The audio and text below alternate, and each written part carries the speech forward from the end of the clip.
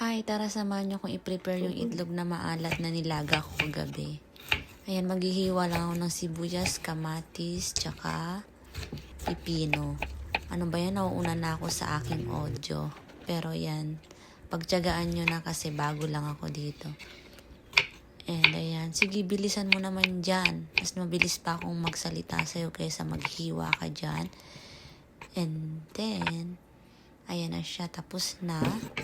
And after that, ayan, ilalagay ko na siya sa bowl para dyan bowl. Ano yun? Inodoro. Ayan ang itlog na pula ko, 3 piraso lang yan.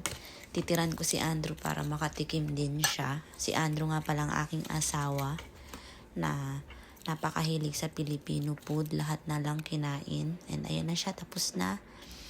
Lalagyan ko lang siya ng seasoning. Ayan ay suka, paminta, sili.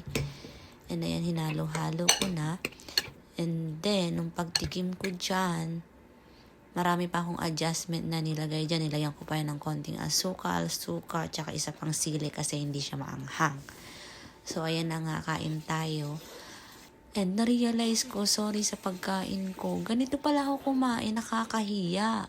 Pahigop, nahigop ng sabaw. Pagpasensyahan nyo na, sorry. Yun lang.